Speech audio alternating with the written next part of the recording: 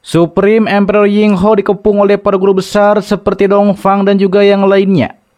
Ia juga menyuruh para klan iblis untuk menyuruh Kaisar Kekacauan untuk menghabisi Cuyun. Terlihat Supreme Emperor Yingho tidak gentar melawan para guru besar yang mengepungnya. Ia akan menunjukkan kekuatan hukum yang sangat kuat.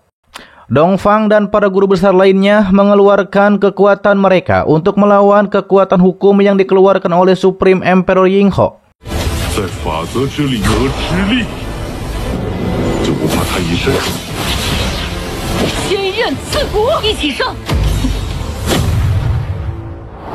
Sementara itu di hutan prajurit iblis melapor kepada Kaisar Kekacauan yang sedang bersantai ngopi bahwa Cuyun menyelinap ke formasi dan menghancurkan formasi Linglong. Awalnya Kaisar Kekacauan mengatakan bahwa ia sedang terluka parah, tapi setelah ia mendengar bahwa Kaisar Yingho juga terluka parah dan menghilang, akhirnya ia pun berangkat ke tempat yang di sana ada Cuyun. Kembali ke medan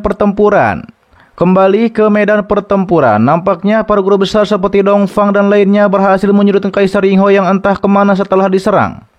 Lalu muncullah suara dari Kaisar Kekacauan yang akan mengambil alih pimpinan perang. Disebabkan Kaisar Kunang-Kunang juga sudah dipukul mundur. Nampaknya para suku iblis mundur sesuai perintah Kaisar Kekacauan. Dikatakan oleh para guru besar selanjutnya diserahkan kepada Marsekal Agung yang adalah Cuyun.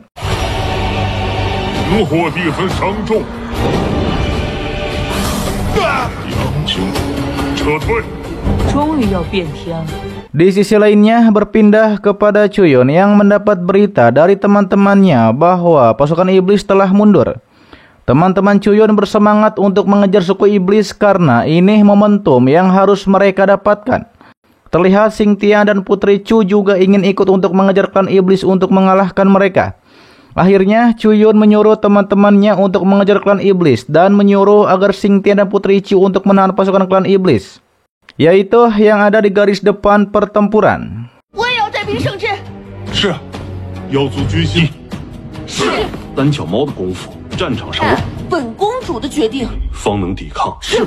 Setelah hal itu, di garis depan Xingtian dan yang lainnya pun melawan suku iblis dengan kekuatan mereka. Xingtian dan Putri Chu bekerja sama untuk mengalahkan klan iblis kocok. Tersebut. Mereka berdua tampaknya bersaing untuk mengalahkan lebih banyak prajurit iblis untuk mendapatkan perhatian dari Cuyun. Sementara itu, Cuyun memberitahu teman-temannya untuk memiliki tugasnya masing-masing dalam pertempuran. Teman-teman Cuyun langsung maju untuk melawan para iblis yang berdatangan kepada mereka. Cuyun dan yang lainnya langsung menjalani pertarungan. Nona Hua juga melawan para iblis monster yang berdatangan kepada mereka.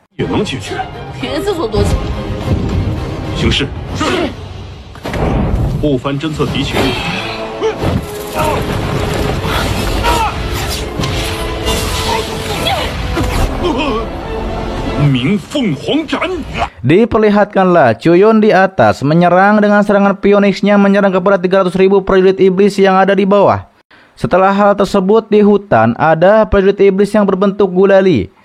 Kemudian Yaozai dan Guman menyerang prajurit iblis tersebut. Di belakangnya ada Cuyun yang memberitahukan bahwa tentara iblis berjumlah jutaan telah dihabisi. Cuyun menyuruh teman-temannya untuk melanjutkan pertempuran masuk ke dalam gunung. Hingga akhirnya mereka tiba di gunung monster.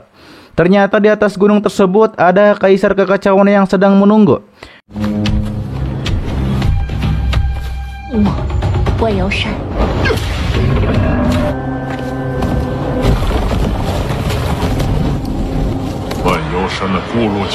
Dia mengatakan bahwa tidak ada seorang pun yang dapat mematahkan formasi gunung 10.000 iblisnya yang dikenal tidak tertembus ini. Kaisar Kekacauan juga membawa para anak buahnya untuk menyerang dan mempertahankan formasi gunung. Mereka disuruh untuk mendukung, sementara Kaisar Kekacauan akan menunggu momentum. Terlihat Yaozai mencoba untuk menembus formasi gunung dengan serangan babiknya, tapi itu tidaklah mempan.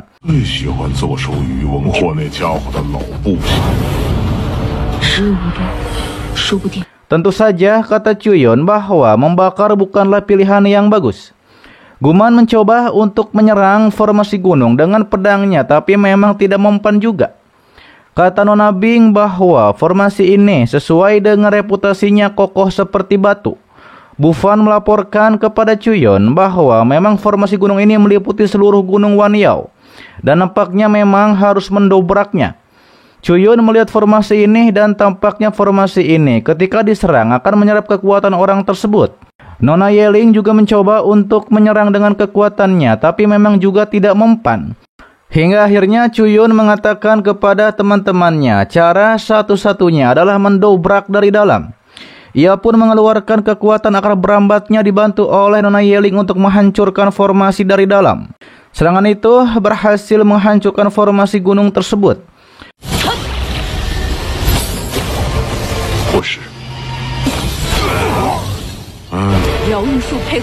Berpindah kepada Kaisar Kekacauan yang mengatakan kepada Baili Baitian bahwa ternyata memang benar Cuyon itu sulit untuk dihadapi. Ditambah lagi sekarang ia sedang terluka parah dan ia sudah berusaha semampu yang ia bisa. Karena jika waktu itu Baitian tidak menolak bertarung, maka mungkin Kaisar Yingho tidak akan terluka parah dan menghilang seperti ini. Terlebih lagi wilayah suku iblis, kata Kaisar Kekacauan, satu persatu menghilang. Baitian memberitahu bahwa ia meminta untuk memimpin pasukan menuju pertempuran. Kaisar Kekacauan mempersilahkan hal itu dan mengingatkan jangan biarkan ayah atau Kaisar Yingho kecewa kepada Baitian.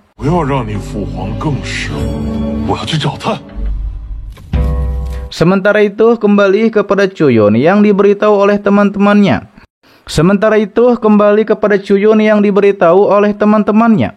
Bahwa taktik dari Cuyon mereka bisa menang dengan mudah di wilayah klan iblis.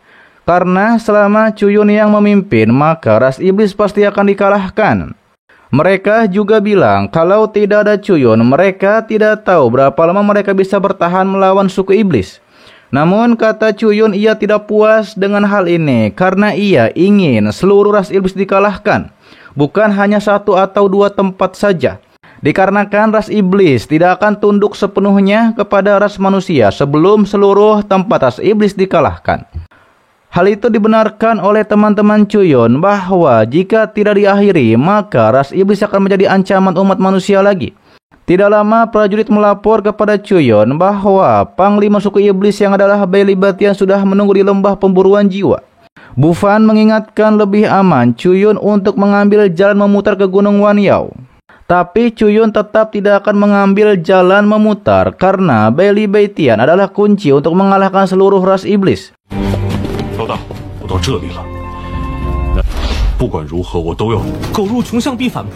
Berpindah di lembah pemburuan jiwa, di sana Baitian sudah menunggu bersama manusia tikus dan juga yang lainnya. Baitian juga menawarkan minuman araknya kepada manusia tikus. Tapi manusia tikus nampaknya tidak mau. Manusia tikus bilang bahwa ia punya rencana yang sempurna untuk menghadapi Cuyon dan teman-teman. Ia menceritakan rencana pertamanya, yaitu menyerang pasukan Cuyon dengan formasi yang menyerang.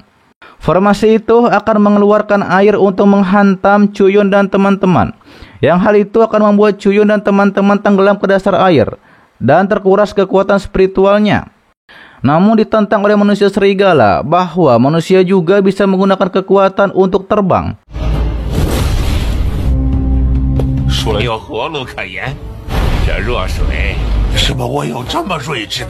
Manusia tikus berpikir ulang. Ia punya rencana kedua, yaitu ketika Cuyon dan teman-teman terbang, bisa menyiapkan serangan racun di atas, agar Cuyon dan teman-temannya tenggelam lagi ke dalam air. Namun ditantang lagi oleh manusia serigala, bahwa manusia juga bisa menghilangkan racun hanya dengan sedikit kekuatan. Manusia tikus bilang bahwa ini dua rencananya adalah rencana yang sangat bagus. Lalu ternyata ada Cuyon di atas yang menanyakan bagaimana dengan rencana ketiga. Manusia tikus terkejut, ternyata Cuyon sudah di atas bersama teman-teman. Mereka berdua, Cuyon dan Baitian, mengatakan lama tidak bertemu. Tapi kata Baitian, ia ditakdirkan tidak punya teman, tapi memang mereka berdua ditakdirkan untuk menjadi musuh. Pertarungan hari ini entah siapa, Cuyon atau dirinya yang meninggoy.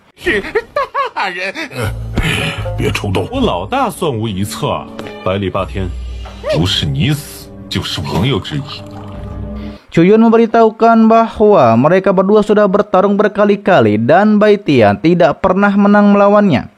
Chuyun menyarankan agar Bai Li Bai Tian menyerah saja. Dengan begitu, maka ia tidak akan mempermalukan Bai Tian.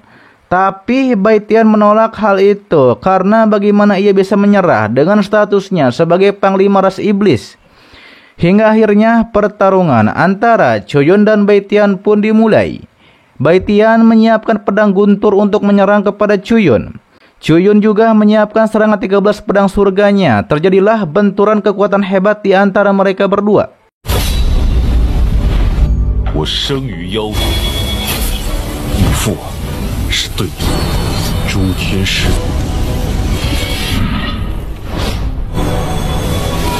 百里霸天绝对赢不了。 Pertarungan mereka berdua pun terus saja berlanjut. Sementara itu manusia tikus yang tidak percaya bahwa Bai Tian tidak akan menang, ia pun akan melarikan diri saja. Tapi dicegah oleh dua temannya dari suku iblis. Kembali kepada Bai Tian yang mengeluarkan kekuatan guntur yang sangat besar dan mengeluarkan elang petir. Sementara Chuyun juga menyiapkan kekuatan pionis untuk menyerang. Dua benturan kekuatan itu pun terjadi sangat hebat. Namun tiba-tiba saja Bai Tian mengeluarkan racun dari mulutnya yang ternyata dalam arak yang ia minum sebelumnya diracuni oleh manusia tikus. Manusia tikus dan dua temannya pun langsung saja melarikan diri. Sementara Bai Tian terkapar tidak berdaya, ia pun mengaku kalah kepada Chuyun.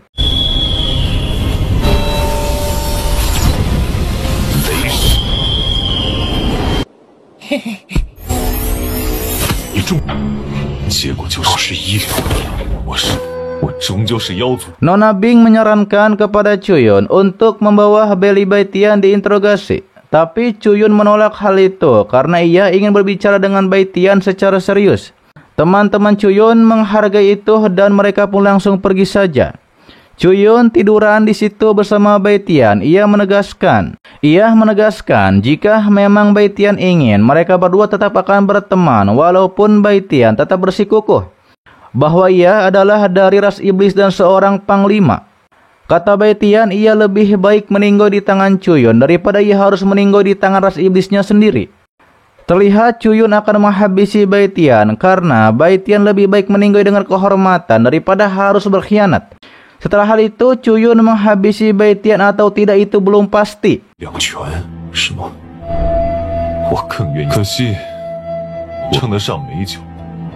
Sementara itu berpindah kepada manusia tikus yang melapor kepada Kaisar Kekacauan bahwa ia sudah menjalankan tugasnya dengan baik dan ia anggap Bai Tian telah dihabisi oleh Chuyun. Manusia tikus mengatakan ia menjalankan tugas ini sangatlah takut karena ia hampir kehilangan nyawanya. Kaisar Kekacauan memberikan imbalan kepada manusia tikus karena menjalankan rencana dengan baik, yakni dengan meracuni Bai Li Bai Tian dan dianggap telah dihabisi oleh Chuyun. Ternyata Kaisar Kekacauan merencanakan hal ini dan menunggu Kaisar Kunang-Kunang benar-benar meninggoy. Ia berniat untuk mengendalikan seluruh suku iblis. Dengan begitu, maka ia akan leluasa mengendalikan seluruh suku iblis. 少右臂，必定